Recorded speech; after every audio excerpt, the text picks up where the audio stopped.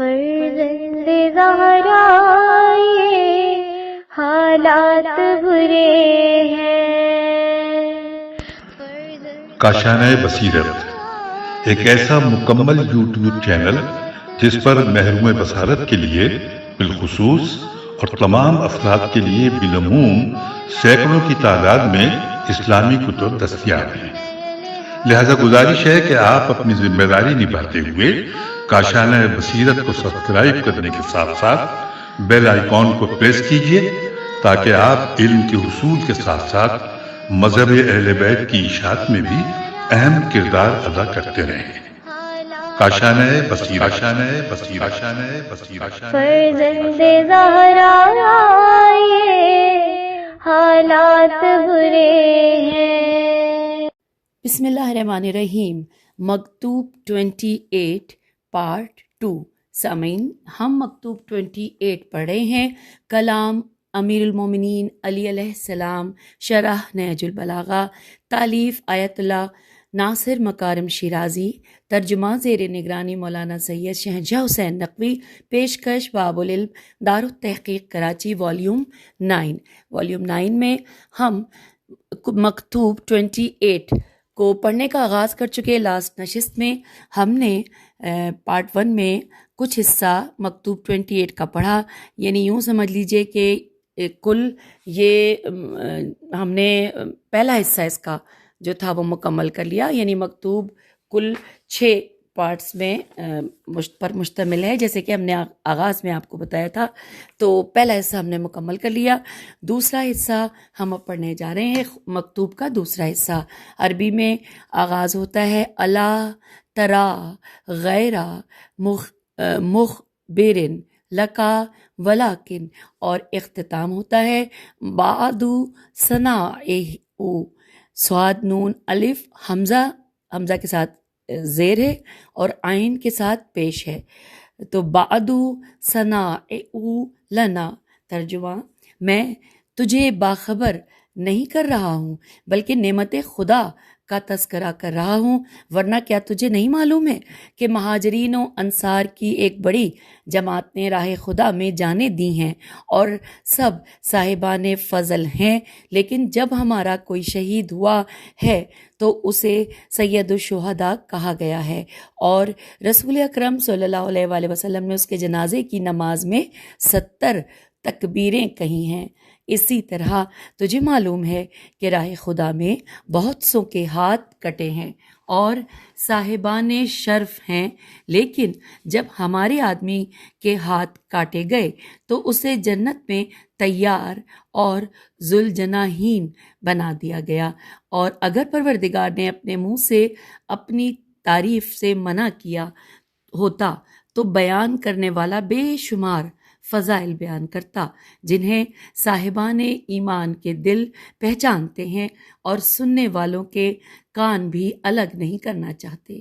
چھوڑو ان کا ذکر جن کا تیر نشانے سے خطا کرنے والا ہے، ہمیں دیکھو جو پروردگار کے براہ راست ساختہ و پرداختہ ہیں، اور باقی لوگ ہمارے احسانات کا نتیجہ ہیں۔ Inverted comma close. یہاں پر ہم نے مکتوب 28 کے دوسرے حصے کا ترجمہ مکمل کیا، اور اب پڑھنے جا رہے ہیں شرح و تفسیر۔ ہیڈنگ لکھی ہے بے مثال امتیازات۔ تفصیلات ہیں کہ امام علیہ السلام نے اس مکتوب کے گزشتہ حصے میں حاکم شام کو اس کے مقصد سے متعلق مایوس کر دیا، کیونکہ وہ چاہتا تھا کہ خلفائے ثلاثہ کے فضائل بیان کر کے امام علیہ السلام سے ان کے خلاف کوئی بات سنے اور اسے اپنے لیے ایک دیگر بہانہ قرار دے، لیکن امام علیہ السلام نے اسے آڑے ہاتھوں لیتے ہوئے فرمایا کہ تم ابھی ایک بیگانہ فرد ہو اور اس مسئلے کو چھیڑنے اور انصار و مہاجرین میں فیصلہ سنانے کا تمہیں کوئی حق نہیں۔ پھر امام علیہ السلام مکتوب کے اس حصے میں اہل بیت علیہم السلام کے فضائل بہترین الفاظ اور مضبوط ترین دلائل کے ساتھ بیان فرماتے ہیں تاکہ بالواسطہ طور پر حاکم شام کے دعووں کو مسترد کر دے۔ آپ علیہ السلام فرماتے ہیں کہ میں تجھے باخبر نہیں کر رہا ہوں بلکہ نعمت خدا کا تذکرہ کر رہا ہوں، ورنہ کیا تجھے نہیں معلوم ہے کہ مہاجرین و انصار کی ایک بڑی جماعت نے راہ خدا میں جانیں دی ہیں اور سب صاحبان فضل ہیں، لیکن جب ہمارا کوئی شہید ہوا ہے تو اسے سید الشہداء کہا گیا ہے، اور رسول اکرم صلی اللہ علیہ وآلہ وسلم نے اس کے جنازے کی نماز میں 70 یعنی 70 تکبیریں کہیں، انورٹڈ کاما کلوز۔ اب اس کے حوالے سے تفصیلات یوں لکھی ہیں کہ اسلامی روایات میں آیا ہے کہ جب رسول اکرم صلی اللہ علیہ وآلہ وسلم 5 تکبیریں پڑھتے تھے تو ہر تکبیر پر فرشتوں کا ایک گروہ آپ صلی اللہ علیہ وآلہ وسلم کے ساتھ حضرت حمزہ علیہ السلام پر نماز پڑھتا تھا، اور یوں فرشتوں کے 14 گروہوں نے یک کے بعد دیگرے آ کر رسول خدا صلی اللہ علیہ وآلہ وسلم کے پیچھے ان پر نماز پڑھی۔ اس حوالے سے مزید تفصیلات حاشیے میں موجود ہیں۔ لکھا ہے 70 تکبیر سے متعلق حدیث اصول کافی انورٹڈ کاما میں ہے کہ جلد نمبر 3 صفحہ 186 باب من زاد علی خمس تکبیرات حصہ 3 بریکٹ کلوز، اس میں اجمالی طور پر ذکر ہوئی ہے، لیکن اوپر مذکور مطلب کہ رسول اکرم صلی اللہ علیہ وآلہ وسلم نے 14 بار فرشتوں کے 14 گروہوں کے ساتھ نماز پڑھی، شرح نہج البلاغہ عین الف یہ نون عین میسم میں بیان ہوا ہے۔ اب آئیے آگے چلتے ہیں۔ لکھا ہے بہرحال امام علیہ السلام کا اس کلام سے مقصد یہ ہے کہ اگر فضائل کو شہادت کی روح سے شروع کیا جائے تو اعلیٰ ترین فضیلت ہمارے خاندان سے مخصوص ہے۔ یہ بات درست ہے کہ سبھی شہداء بلند مقام کے حامل ہیں، لیکن ہاشمی شہید کا مقام سب سے بالاتر ہے۔ البتہ حضرت حمزہ علیہ السلام کو یہ لقب اثر رسول خدا صلی اللہ علیہ وآلہ وسلم کے شہداء کی نسبت سے ہے، ورنہ حضرت علی علیہ السلام کا مقام شہادت امام حسین علیہ السلام اور دیگر شہدائے کربلا سے بالاتر ہے۔ قابل ذکر بات یہ ہے کہ ابن ابی الحدید نے امیر المومنین علیہ السلام کی شہادت سے متعلق بھی یہی بات کہی ہے۔ حوالہ ہے شرح نہج البلاغہ ابن ابی الحدید جلد نمبر 15 صفحہ 193۔ پھر لکھا ہے کہ اس کے بعد امام علیہ السلام اسی کلام کے تسلسل میں شہدائے بنی ہاشم کی ایک اور فضیلت بیان کرتے ہوئے شہادت حضرت جعفر طیار علیہ السلام کی داستان کا تذکرہ فرماتے ہیں، اور حاکم شام سے خطاب کرتے ہوئے فرماتے ہیں انورٹڈ کاما اسی طرح تجھے معلوم ہے کہ راہ خدا میں بہت سوں کے ہاتھ کٹے ہیں اور صاحبان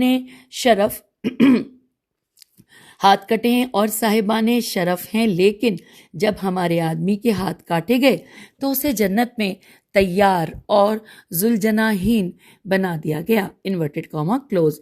لکھا ہے کہ یہاں پر کہ مرحوم تستری سین تیرے چھوٹی مرحوم تستری کی شرح نہج البلاغہ میں مغازلی و عقدی سے یوں نقل ہوا مغازلی واقدی سے یوں نقل ہوا ہے کہ رسول اکرم صلی اللہ علیہ وآلہ وسلم جعفر بن ابی طالب علیہ السلام کی شہادت کے بعد ان کی زوجہ اسماء کے ہاں تشریف لے گئے۔ اسماء کو جعفر علیہ السلام کی شہادت کی خبر سنائی اور پھر فرمایا کہ کیا میں تمہیں ایک خوشخبری نہ سناؤں؟ عرض کی کہ میرے ماں باپ آپ پر قربان، فرمائیے۔ رسول خدا صلی اللہ علیہ وآلہ وسلم نے فرمایا خداوند متعال نے جعفر علیہ السلام کو پر عطا کیے ہیں تاکہ ان پروں کے ذریعے بہشت کی فضا میں پرواز کریں۔ اسماء نے عرض کی، میرے ماں باپ آپ پر قربان، یا رسول اللہ صلی اللہ علیہ وآلہ وسلم یہ خوشخبری سب کو سنا دیجیے۔ تو رسول خدا صلی اللہ علیہ وآلہ وسلم اٹھ کر ممبر پر تشریف لے گئے اور فرمایا کہ دیکھو، یقیناً جعفر علیہ السلام شہید ہو گئے ہیں، اور اللہ تعالیٰ نے انہیں ان کے دونوں بازوؤں کے کٹنے کے صلے میں 2 پر عطا کیے ہیں، جن کے ذریعے وہ جنت میں پرواز کرتے ہیں۔ Inverted comma close. حوالہ ہے شرح نہج البلاغہ، تستری، جلد نمبر 3، صفحہ نمبر 111، نیز شرح نہج البلاغہ ابن ابی الحدید، جلد نمبر 15، سواد صفحہ ہی ہوگا، صفحہ 71۔ آگے چلتے ہیں، لکھا ہے کہ پھر امام علیہ السلام بنی ہاشم کے فضائل میں سے ان 2 اہم نکات کی طرف اشارہ کرنے کے بعد ایک کلی مطلب بیان کرتے ہوئے فرماتے ہیں، انورٹڈ کاما، کہ اور اگر پروردگار نے اپنے منہ سے اپنی تعریف سے منع نہ کیا ہوتا تو بیان کرنے والا بے شمار فضائل بیان کرتا، جنہیں صاحبان ایمان کے دل پہچانتے ہیں اور سننے والوں کے کان بھی الگ نہیں کرنا چاہتے۔ Inverted comma close. یہ اس نقطے کی طرف اشارہ ہے کہ ہم اہل بیت علیہم السلام کے فضائل کوئی محدود شے نہیں، بلکہ یہ ہر جگہ پھیلے ہوئے ہیں۔ یہ فضائل اس قدر معروف ہیں یہاں تک کہ منافقین اور اسلام سے بیگانہ افراد بھی انہیں جانتے ہیں۔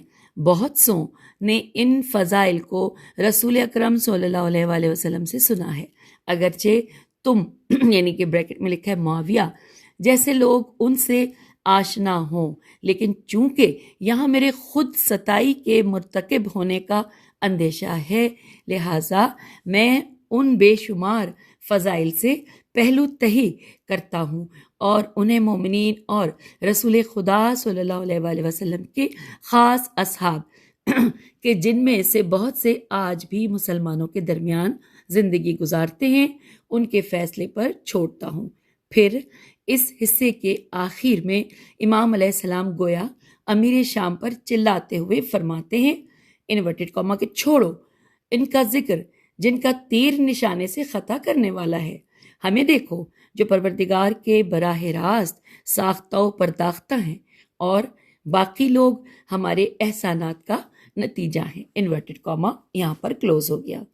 اب لکھا ہے کہ نہج البلاغہ کے شارحین کے اعتراف کے مطابق یہ جملہ نہایت فصیح و بلیغ مضمون کا حامل ہے اور حاکم شام کی بیہودہ باتوں کا منہ توڑ جواب ہے، چونکہ لفظ صنائع سواد نون الف حمزہ کے ساتھ یہ ہے زیر ہے اور عین، تو صنائع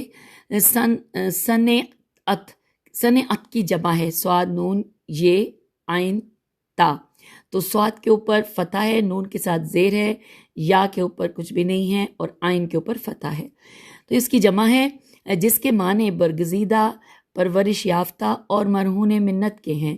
لہٰذا امام علیہ السلام فرماتے ہیں کہ اس میں کوئی شک نہیں کہ نبوت کا آفتاب ہمارے گھر سے طلوع ہوا ہے۔ خداوند تعالیٰ نے اپنے برگزیدہ رسول اکرم صلی اللہ علیہ وآلہ وسلم کو ہمارے خاندان سے منتخب فرمایا اور ان کی پرورش فرمائی اور آغوش وحی میں ان کی تربیت فرمائی۔ جب آپ صلی اللہ علیہ وآلہ وسلم تکامل اور علم و ہدایت کے اوج پر پہنچے تو لوگوں کی ہدایت شروع فرمائی اور ہم نے بھی ان کی پیروی اور اطاعت کی۔ بنا بری ہم خدا کی تربیت یافتہ اور برگزیدہ ہیں اور لوگ ہمارے ساختہ و پرداختہ اور ہدایت یافتہ ہیں، لہٰذا ہمارے معاملات میں اس بات کی گنجائش نہیں کہ ہمارا دوسروں کے ساتھ موازنہ کرو اور اپنے ایسے لوگوں کا نام لو کہ اگر وہ ہدایت یافتہ ہیں تو ہماری ہی بدولت ہیں۔ اب یہاں پہ لکھا ہے اگلا لفظ صنائع لنا، سواد نون الف پہ دونوں پہ سواد پہ بھی اور نون پہ بھی فتح ہے اور پھر حمزہ عین، حمزہ کے ساتھ زیر، عین کے ساتھ پیش، تو صنائع لنا کی تعریف کی تفسیر میں بعض نے افراد الف فیر الف توئے افراد کی روش اپنائی ہے اور لوگوں کو رسول اکرم صلی اللہ علیہ وآلہ وسلم اور ائمہ معصومین علیہم السلام کے خلق کردہ یا ان کے غلام جانا ہے، جبکہ یہ مطلب قرآن کی اس آیت کے موافق ہے کہ جس میں ارشاد ہوتا ہے سورہ طٰہٰ آیت نمبر 41، اور اس میں ترجمہ کے اور میں نے تمہیں اپنے خاص کام کے لیے بنایا ہے، انورٹڈ کاما کلوز، سورہ طٰہٰ آیت 41 کا ترجمہ پڑھا۔ اور ایک اور جگہ ارشاد ہوتا ہے کہ انورٹڈ کاما میں کہ پھر اے موسیٰ میں نے تم پر اپنی طرف سے محبت ڈال دی ہے کہ جو کوئی تمہیں دیکھے پیار کرنے لگے، اور یہ اس لیے کہ میری نگرانی میں تمہاری پرورش ہو، انورٹڈ کاما کلوز۔ حوالہ ہے عیون اخبار الرضا، رضا علیہ السلام، جلد نمبر 2 صفحہ 184۔ پھر آئیے چلتے ہیں، لکھا ہے مگر بدقسمتی سے اوپر کی تفسیر نے مخالفین کو ایک بہانہ فراہم کیا ہے۔ دلچسپ بات یہ ہے کہ اخبار عیون الرضا علیہ السلام کی ایک معتبر حدیث میں ارشاد ہوتا ہے کہ ایک مرتبہ ابا سلط رضی اللہ نے امام علی رضا علیہ السلام کی خدمت میں حاضر ہو کر عرض کیا، اے فرزند رسول صلی اللہ علیہ وآلہ وسلم، اس چیز کا کیا مطلب ہے جو لوگ آپ حضرات سے نقل کرتے ہیں؟ تو امام علیہ السلام نے فرمایا، کون سی چیز؟ عرض کیا کہ وہ لوگ کہتے ہیں کہ آپ حضرت علیہ السلام کا یہ دعویٰ ہے کہ سبھی لوگ آپ لوگوں کے غلام ہیں، انورٹڈ کاما کلوز۔ تو اس پر امام علیہ السلام بہت برہم ہوئے اور فرمایا، اے اللہ، تو آسمانوں اور زمین کا خالق اور غیب و حضور کا جاننے والا ہے، اے مالک تو گواہ ہے کہ میں نے ایسا کچھ نہیں کہا ہے اور نہ اپنے آبا و اجداد سے کبھی ایسی کوئی بات سنی ہے، اور تو ان مظالم سے بھی آگاہ ہے، ان مظالم سے بھی آگاہ ہے جو اس امت کی طرف سے ہم پر ڈھائے گئے ہیں، اور یہ تہمت بھی انہی مظالم میں سے ایک ہے، انورٹڈ کاما کلوز۔ حوالہ ہے عیون اخبار رضا، جلد نمبر 2 صفحہ 184۔ اور اب ہم پڑھنے جا رہے ہیں شرح تفسیر مکمل کر کے نکات، اور میں بتاتی چلوں کہ نکات میں جو ہیڈنگز ہیں میں ہمیشہ آپ کو شروع میں بتا دیتی ہوں جی۔ اس میں 2 ہیڈنگز ہیں، پہلی ہے سید الشہداء حضرت حمزہ علیہ السلام کے فضائل، ہم پڑھیں گے نکات میں، اور دوسرا ہے جعفر طیار علیہ السلام کا اعلیٰ مرتبہ۔ آئیے پڑھتے ہیں، لکھا ہے حضرت حمزہ علیہ السلام کی شخصیت اور اسلام کے لیے ان کی عظیم خدمات نیز ان کی جانسوز شہادت کے بارے میں اسلامی منابع میں بہت سے مطالب آئے ہیں، ہم ذیل میں ان میں سے بعض کی طرف اشارہ کریں گے۔ نمبر 1، تفسیر فرات کوفی میں مذکور ہے، نمبر 1 یہ دیا ہوا ہے یہاں پہ کہ تفسیر فرات کوفی میں مذکور ہے، انورٹڈ کاما، کہ قیامت میں خدا کی حمد و ثنا کا علم علی علیہ السلام کے تکبیر کا علم حمزہ علیہ السلام کے اور تسبیح کا علم جعفر رضی اللہ کے حوالے کر دیا جائے گا۔ ہم سے دوبارہ پڑھتے ہیں کہ قیامت میں خدا کی انورٹڈ، یہ بریکٹ میں لکھا ہے خدا کی، قیامت میں خدا کی حمد و ثنا کا علم علی علیہ السلام کے، تکبیر کا علم حمزہ علیہ السلام کے، اور تسبیح کا علم جعفر رضی اللہ کے حوالے کر دیا جائے گا، انورٹڈ کاما یہاں کلوز ہوا۔ حوالہ ہے سفینۃ البحار مادہ حمزہ۔ اب چلتے ہیں دوسرے نمبر پہ، لکھا ہے تفسیر حضرت امام حسن عسکری علیہ السلام میں آیا ہے، انورٹڈ کاما کے قیامت کے دن علی علیہ السلام حمزہ علیہ السلام کو ایک نیزہ دیں گے جس سے حمزہ علیہ السلام دنیا میں خدا کے دشمنوں سے جہاد کیا کرتے تھے، اور فرمائیں گے کہ اے رسول خدا صلی اللہ علیہ وآلہ وسلم اور ان کے بھائی کے چچا جہنم کو اس نیزے کے ذریعے اپنے دوستوں سے دور کیجیے، انورٹڈ کاما یہاں پر کلوز ہو گیا۔ حوالہ ہے عیون اخبار الرضا علیہ السلام، جلد نمبر 2 صفحہ 184۔ تیسرے نمبر پہ ہے کہ ابن حجر عسقلانی کی کتاب الاصابہ فی تمیز الاصابہ، انورٹڈ کاما کلوز ہم دوبارہ پڑھتے ہیں. الاصابہ الف صاد الف بے ہے. فی تمیز الصحابہ. اچھا الصحابہ ہے یہاں پہ، پہلے تھا صابہ مطلب اصابہ اور دوسرا ہے الصحابہ، یعنی کہ الف لام صاد ہے الف بے ہے. تو یہ تیسرے نمبر پہ لکھا ہے کہ ابن حجر اسقلانی کی کتاب الاصابہ فی تمیز الصحابہ میں آیا ہے کہ رسول اکرم صلی اللہ علیہ وآلہ وسلم کے چچا حمزہ علیہ السلام کی عمر اور آپ صلی اللہ علیہ وآلہ وسلم کی عمر میں 2 یا 4 سال کا فرق تھا، اور دونوں ہی نے صوبیہ نامی ایک عورت کا دودھ پیا تھا، اور آپ دونوں علیہ السلام دودھ شریک بھائی شمار ہوتے تھے. بریکٹ پہ لکھا ہے کہ البتہ یہ شیرخوارگی ایک ہی زچگی سے نہیں بلکہ صوبیہ کے 2 جداگانہ بچوں کی شیرخوارگی کے زمانے سے مربوط ہے، جن کے درمیان میں 2 یا 4 سال کا فاصلہ ہے. Bracket close. رسول اکرم صلی اللہ علیہ وآلہ وسلم نے انہیں اسد اللہ اور سید الشہداء کے القاب سے نوازا. پھر یہ کہ رسول اکرم صلی اللہ علیہ وآلہ وسلم کفار قریش کے ہاتھوں حضرت حمزہ علیہ السلام کی شہادت اور ان کے بدن کے مسئلہ میم سے لام ہے مسئلہ ہونے پر بہت رنجیدہ ہوئے. مسئلہ ہونے کے بعد بریکٹ میں لکھا ہے کہ اعضاء کاٹے جانے پر بہت رنجیدہ ہوئے، اور آپ صلی اللہ علیہ وآلہ وسلم نے حضرت حمزہ علیہ السلام کی لاش کے پاس کھڑے ہو کر فرمایا کہ اے چچا جان، اللہ آپ پر رحمت کرے کہ آپ بہت زیادہ صلہ رحمی اور کار خیر انجام دینے والے ہیں. Inverted comma close. اب یہاں پر حوالہ ہے الاصابہ جلد نمبر 1 صفحہ نمبر 354. پھر چوتھے نمبر پہ ہے کہ ابن اسیر کی کتاب اسد الغابہ فی معارفت الصحابہ میں آیا ہے کہ جب رسول اللہ صلی اللہ علیہ وآلہ وسلم واقع احد کے بعد مدینہ لوٹ آئے تو قبیلہ انصار کے گھروں سے اپنے شہیدوں پر رونے کی آوازیں آ رہی تھیں، جبکہ حضرت حمزہ علیہ السلام کے گھر سے کوئی آواز نہیں آ رہی تھی کیونکہ وہ مہاجرین میں سے تھے. اس پر پیغمبر خدا صلی اللہ علیہ وآلہ وسلم نے فرمایا افسوس کہ حمزہ کے لیے کوئی رونے والا نہیں ہے.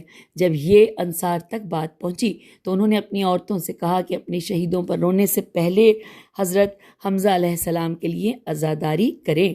اور یہاں پہ لکھا ہے کہ بریکٹ پہ لکھا ہے معروف. پھر لکھا ہے کہ مورخ واقدی کہتے ہیں کہ یہ کام بعد میں ایک سنت کے عنوان سے اہل مدینہ میں قائم رہا اور آج بھی یہ سلسلہ جاری ہے. حوالہ ہے الاصابہ جلد نمبر 1 صفحہ 84. آگے چلتے ہیں. 5ویں نمبر پہ لکھا ہے کہ کتاب مکارم الاخلاق میں مذکور ہے کہ حضرت فاطمہ سلام اللہ علیہا نے حضرت حمزہ علیہ السلام کی قبر کی مٹی سے تسبیح بنا رکھی تھی اور اسی تسبیح کے ساتھ ذکر خدا پڑھتی تھیں. یہاں پر حوالہ آ گیا مکارم الاخلاق صفحہ 280 بہار الانوار جلد 82 صفحہ 333 حصہ نمبر 16. آگے چلتے ہیں. اسلام کی محتاجی کے دنوں میں حضرت حمزہ علیہ السلام کی فدا کاریوں حضور صلی اللہ علیہ وآلہ وسلم کی نسبت آپ کی بے دریغ حمایت اور آپ کی بہادرانہ شہادت سے متعلق بہت سی روایات پائی جاتی ہیں. ہم اس مختصر تحریر کو مرحوم کلینی کے اصول کافی میں حضرت امام محمد باقر علیہ السلام سے نقل کردہ حدیث کے ذکر کے ساتھ اختتام تک پہنچاتے ہیں. آپ علیہ السلام یعنی کہ بریکٹ میں لکھا ہے امام محمد باقر علیہ السلام کے ایک صحابی تھے یعنی آپ امام محمد باقر علیہ السلام کے ایک صحابی کہتے ہیں کہ ہم آپ علیہ السلام کی خدمت میں حاضر تھے کہ ان واقعات سے متعلق گفتگو چھڑ گئی جو پیغمبر صلی اللہ علیہ وآلہ وسلم کی رحلت کے بعد حضرت امیر المومنین علیہ السلام کو خلافت سے محروم رکھنے کے بارے میں تھی. تو میں نے عرض کیا خداوند تعالیٰ آپ کو سلامت رکھے، بنی ہاشم میں بڑے طاقتور لوگ موجود تھے تو کیوں ان واقعات میں مقابلے کے لیے تیار نہ ہوئے؟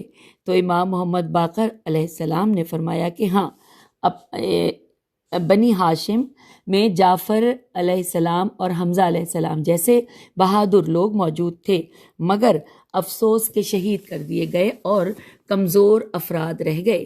پھر لکھا ہے کہ خدا کی قسم اگر حمزہ اور جعفر خلیفہ اول و دوم کے مقابلے میں ہوتے تو وہ اپنے مقاصد تک نہیں پہنچ سکتے تھے۔ Inverted comma close. حوالہ اصول کافی جلد نمبر 8 صفحہ 189 اور حصہ 216 اور بریکٹ میں لکھا ہے کچھ تلخیص کے ساتھ۔ یہاں ہم نے پہلا نقطہ پڑھ لیا، اب پڑھتے ہیں دوسرا نقطہ۔ ہیڈنگ ہے جعفر طیار علیہ السلام کا اعلیٰ مرتبہ۔ امام علیہ السلام نے مذکورہ بالا مکتوب میں اسلام کے عالی مقام شہداء میں سے جعفر علیہ السلام کے مقام و منزلت کی طرف معانی خیز اشارہ فرمایا ہے۔ چنانچہ اسلامی روایات میں بھی اس بارے میں اہم تعبیرات دیکھنے کو ملتی ہیں۔ نمبر 1، کتاب اصول کافی میں آیا ہے کہ امام جعفر صادق علیہ السلام نے فرمایا کہ قیامت کے دن خداوند تعالیٰ تمام مخلوقات کو میدان حشر میں جمع فرمائے گا۔ سب سے پہلے جس شخص کو بلایا جائے گا وہ نوح علیہ السلام ہوں گے، اور ان سے سوال کیا جائے گا حضرت نوح علیہ السلام سے کہ کیا دعوت الہی کو لوگوں تک پہنچا دیا؟ عرض کریں گے جی ہاں۔ کہا جائے گا کہ اس کام پر کون گواہ ہے؟ تو کہیں گے کہ محمد بن عبداللہ صلی اللہ علیہ وآلہ وسلم جو تمام امتوں کے گواہ تھے۔ نوح علیہ السلام آگے بڑھیں گے اور حضرت رسول اکرم صلی اللہ علیہ وآلہ وسلم کے پاس آئیں گے، جبکہ حضرت علی علیہ السلام آپ صلی اللہ علیہ وآلہ وسلم کے پاس ہوں گے۔ نوح علیہ السلام حضور صلی اللہ علیہ وآلہ وسلم سے عرض کریں گے کہ خداوند تعالیٰ نے مجھ سے سوال فرمایا ہے کہ کیا دعوت الہی انجام دی ہے؟ میں نے عرض کی جی ہاں۔ پھر مجھ سے سوال ہوا کہ اس پر کون گواہ ہے؟ میں نے عرض کی حضرت محمد صلی اللہ علیہ وآلہ وسلم۔ اس پر رسول اکرم صلی اللہ علیہ وآلہ وسلم فرمائیں گے کہ اے جعفر علیہ السلام اور اے حمزہ علیہ السلام جائیں اور میری طرف سے گواہی دیں کہ اس نے تبلیغ رسالت انجام دی ہے۔ پھر امام صادق علیہ السلام نے مزید فرمایا کہ جعفر علیہ السلام اور حمزہ علیہ السلام پیغمبر اسلام صلی اللہ علیہ وآلہ وسلم کے حکم پر تبلیغ انبیاء علیہ السلام پر گواہ ہوں گے۔ حاضرین میں سے کسی نے عرض کیا کہ پس علی علیہ السلام کہاں ہوں گے؟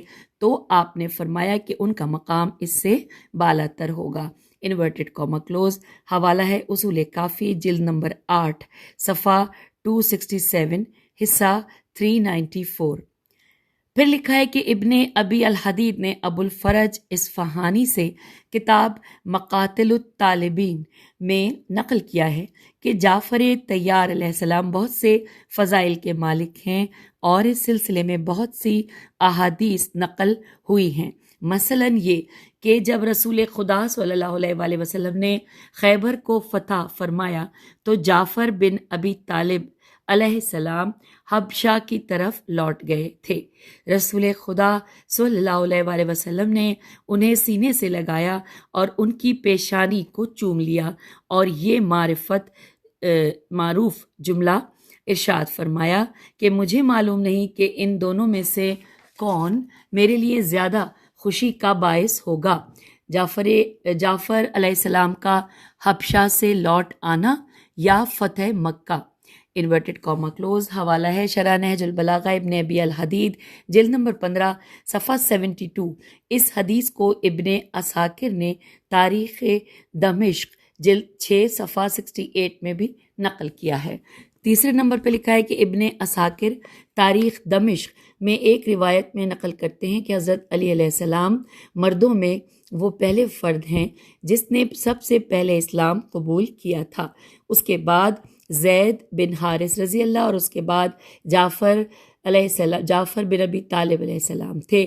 اور یہاں پر حوالہ ہے مختصر تاریخ دمشق جلد نمبر 6 صفحہ 66۔ چوتھے نمبر پہ لکھا ہے کہ کتاب الاصابت فی تمیز الصحابہ میں آیا ہے کہ جعفر علیہ السلام غریبوں اور ناداروں سے بہت محبت کرتے تھے اور ان کے پاس بیٹھتے اور ان کی خدمت کرتے، نیز ان سے باتیں کرتے رہتے تھے، یہاں تک کہ حضور اکرم صلی اللہ علیہ وآلہ وسلم نے انہیں ابو المساکین کا نام دیا، اور پیغمبر اکرم صلی اللہ علیہ وآلہ وسلم نے فرمایا کہ تم خلقت اور خصلت کے حوالے سے میری مانند ہو، اور پھر مزید لکھتے ہیں کہ اس حدیث کو بخاری اور مسلم نے اپنی اپنی کتب میں نقل کیا ہے۔ حوالہ ہمارے پاس یہاں پر آیا ہے کہ